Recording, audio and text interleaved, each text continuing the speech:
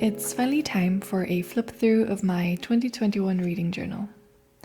I've been really looking forward to looking back at all the spreads I made and think back to all the books I've read this year. My theme for the setup and my reading goals was tsundoku, which is a Japanese word for leaving books unread after you buy them and just piling them up with other unread books.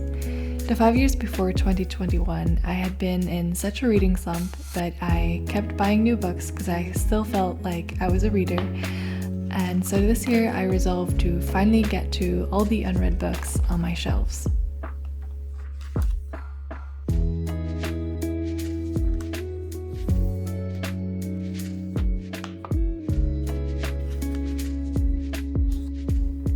Looking back at my first few spreads now, I remember how I really struggled to find inspiration for these journal entries. One reason for starting this channel was to get back into reading, and another was to become more creative, and I like to think that I've made some progress at both. It's become much easier to try and come up with a spread after I finish a book, and I've been having a lot more fun with it. Since I had been saving up all these books over the years that I really wanted to read, I had a lot of good reading months, especially in the beginning, with only a few that I didn't quite enjoy. As expected, I really enjoyed Turtles All the Way Down. I've always been a fan of John Green's writing, and so it was really nice to finally get to this one, and a little later to Will Grayson, which was co-authored by David Levithan. Since they are both such comforting reads, I also read An Abundance of Catherines in December, but unfortunately I ended up not really liking that one. Perhaps a strange reading goal I might set for next year is to find some new comfort reads, because this year I inevitably went back to John Green and the Harry Potter books for that.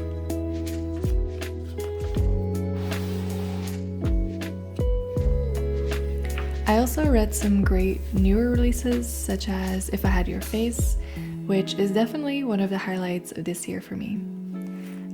And I am surprised that actually I didn't hear a lot about it on BookTube or BookTok. It was Frances Cha's debut book that came out in 2020, I think. It had been a long time since I read a great multiple POV book where all the characters had such distinct voices. I had also not read any books about contemporary Korean culture, so I really enjoyed reading both If I Had Your Face and Jiyoung, born 1982, not too long apart from each other. Both were really interesting reading experiences.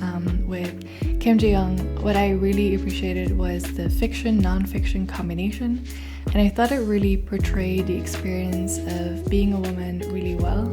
It had a very clear and strong message, and at the same time, it was wrapped in this very relatable and moving story. While most authors I read were new to me, there were some that I think I arrived really late to the party, but I'm glad I made it eventually. First was Lee Bardugo. I read Six of Crows, perhaps at the wrong time, when I wasn't really in a fantasy mood, so I think I didn't enjoy it as much as I would now, so I'll definitely read it again next year and then also read Crooked Kingdom afterwards. I also read Sally Rooney for the first time. I read both Normal People and Conversations with Friends. I think her writing is quite unique, and the way her books make you feel was something that I hadn't really experienced before. I had this unsettling feeling after I finished the books that made me wonder if maybe I didn't like them. But then reflecting back a little later, I realized that it was because it was well written that I had so many feelings about these books. When I got to my mid-year check-in, I had been on BookTube for a couple of months, and my TBR at this point had become so overwhelming.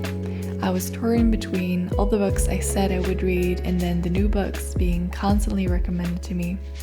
It took me a while to stop adding just about everything that sounded interesting to my TBR. I felt this need to keep up with all the popular books on BookTube, but I realized soon enough that it would just make me feel overwhelmed and always feeling behind. So I'm trying to be a bit more selective as to what I put on my TBR. So right after this little TBR crisis, I went back and read some of my old favorites to remind myself that my goal was really to just enjoy reading again and not to read all the books I come across. I remembered one of my favorites growing up was The Perks of Being a Wallflower, and then I also read more of John Green, of course. Whenever I felt overwhelmed or I thought I might be heading back to my reading slump because of it, I took to some books that I knew I would really like and would make me feel happy about reading. I really enjoyed reading Nishat Ahmed's first poetry collection, which is what got me into poetry in the first place, and I think in 2022 I want to read a lot more poetry again because of it.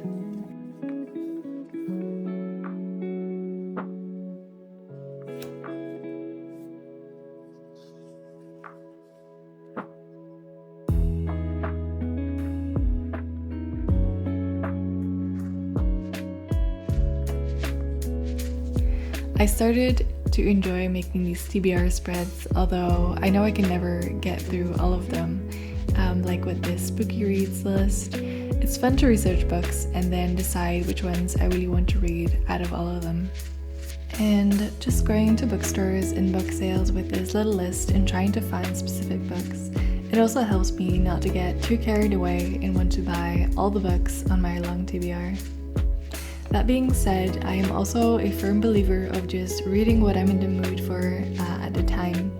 I think that sometimes my TBR lists and my moods match, like when it's Halloween and my mood would be to read some mystery or thrillers anyway, but then other times I definitely ended up not reading what was on my TBR list at all, or I forced myself to read what there was, but then didn't really enjoy it because I wasn't quite in the mood. So I will probably keep creating TBR lists, but just being very flexible with them.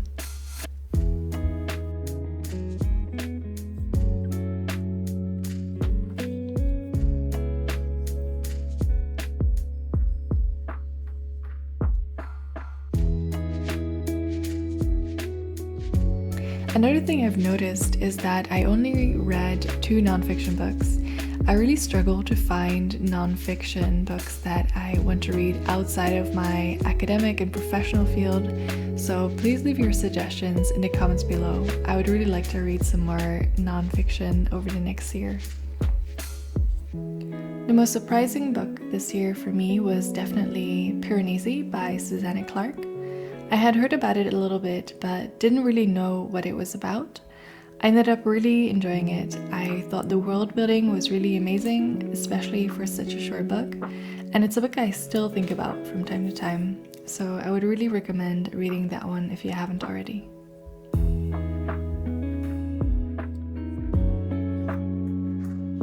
I'm not very up to date on upcoming releases and authors that are meant to write new books, but one author I discovered this year and that I hope releases a new book sometime soon is definitely Frida Ayimide. I flew through Ace of Spades and it's definitely one of my favorites this year. Some other new favorites, aside from the ones I already mentioned earlier in this video, are probably On Earth We're Briefly Gorgeous. I cannot wait to read more by Ocean Vuong in 2022. I also really enjoyed reading The House in the Cerulean Sea. This book really sold me on reading more fantasy. It was so moving. There are some controversies around the book, of course, which gave me some conflicting thoughts, but I talked about that in length in another video, so I won't get into that much here.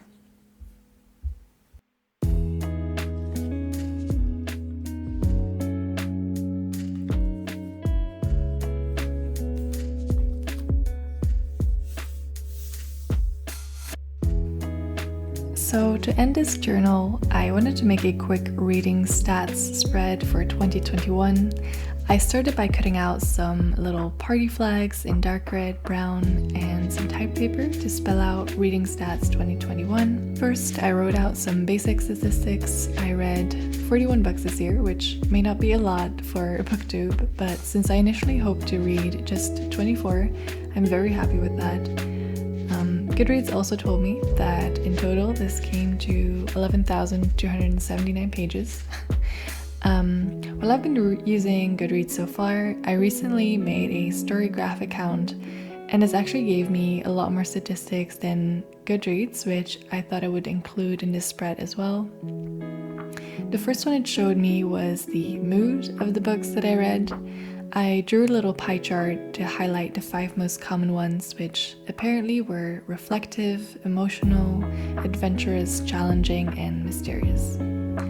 The other pie chart I decided to include was the fiction-nonfiction one in an attempt to hold future me accountable to read a few more nonfictions next year. It gives a few more, so if you want to make this type of spread, you can pick and choose what stats you care more about to include, or include all of them.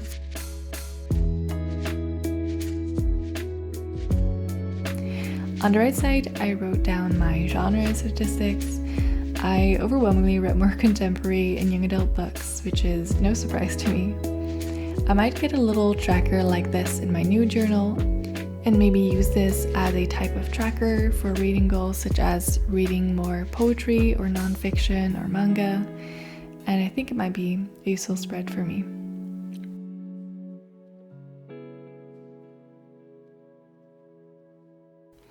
So that concludes my 2021 reading journal. If you want to have another look at one or some of these spreads, you can also find all of them in the highlights on my Instagram page. I look forward to another year of journaling, and if you want to follow along, make sure to subscribe to see the next videos. Thank you so much for watching, and I hope you have a nice day.